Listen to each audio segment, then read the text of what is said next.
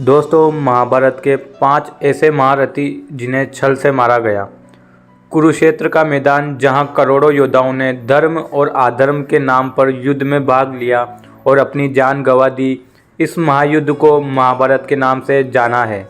श्री कृष्ण ने इस युद्ध से पहले अर्जुन से कहा था कि इन योद्धाओं को गौर से देख लो, ये इस युग के सबसे महान और पराक्रमी योद्धा है, जो इस युद्ध के बाद शायद ही देखने को मिलेंगे और आने वाले युगों में ऐसे योद्धा फिर जन्म भी नहीं लेंगे।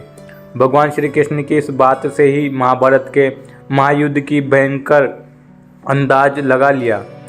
महाभारत के हजारों साल बीत गए, लेकिन कहते हैं कि आज भी कुरुक्षेत्र की जमीन योद्धाओं के लहू को पीकर लाल है। धर्म और अधर्म के इस युद्ध में धर्म की जीत के लिए कई महायोद्धाओं को छल पूर्वक और कईयों को युद्ध के नियम के विरुद्ध जाकर मार डाला गया, क्योंकि युद्ध का एक ही नियम होता है, जीत, और इसके लिए सारे नियम और लोकचार भूल दिए जाते हैं। इसी में नंबर 1 पे है भीष्म। जी हाँ दोस्तों, महाभारत के महायुद्ध में सबसे बुजुर्ग और सभी योद्धाओं में श्रेष्ठ भीष्म थे।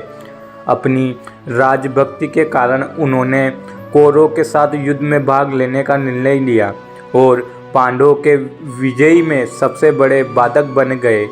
उन्हें पराजित किए बिना महाभारत के युद्ध में पांडवों का विजय होना असंभव था, क्योंकि भीष्म कौरवों के सेनापति के तौर पर अनेक ढाल बने हुए थे। 18 दिन तक चले इस युद्ध में भीष्म अकेले ही 10 दिनों तक पांडवों की सेना का संहार करते रहे। ऐसी स्थिति में भगवान श्री कृष्ण की सलाह से अर्जुन अपने रथ पर शिखंडी को लेकर आते हैं, जो ना पुरुष था ना स्त्री।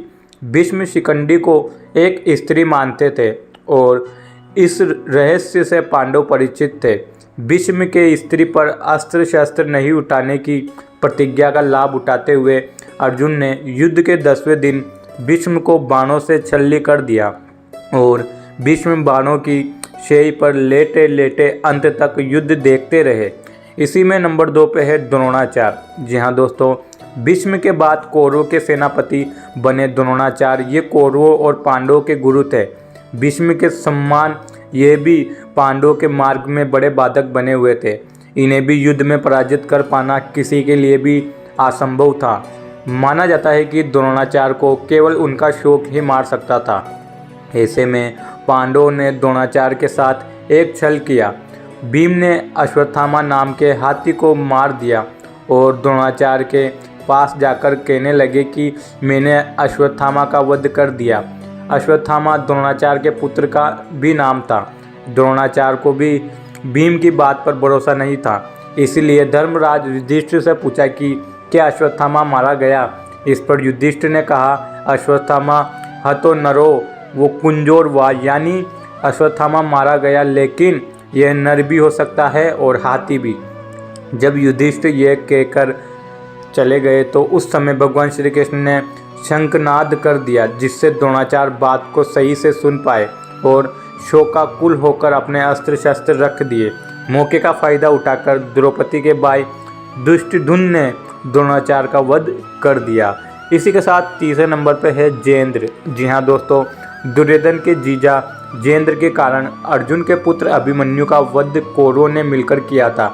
इससे क्रोधित होकर अर्जुन ने प्रतिज्ञा ले ली कि अगले दिन के युद्ध में सूर्यास्त तक वह जयेंद्र का वध कर देंगे, नहीं तो खुद अग्नि समाधि ले लेंगे।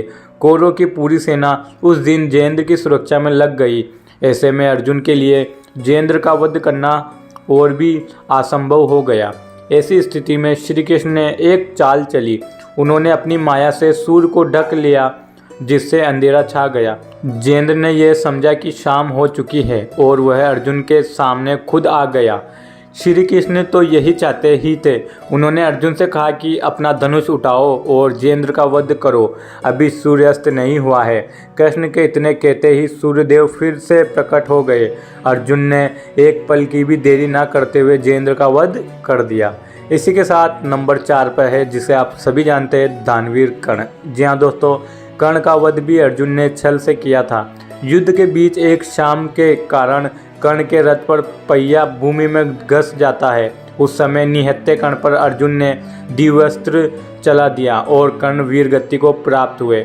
और आखिरी योद्धा है नंबर 5 पे दुर्योधन। जी हाँ दोस्तों, महाभारत के युद्ध का अंतिम महायोद्धा जिसका वध छल पूर्वक हुआ था वह है दुर्योधन, जिसे महाभारत का खलनायक भी माना जाता है।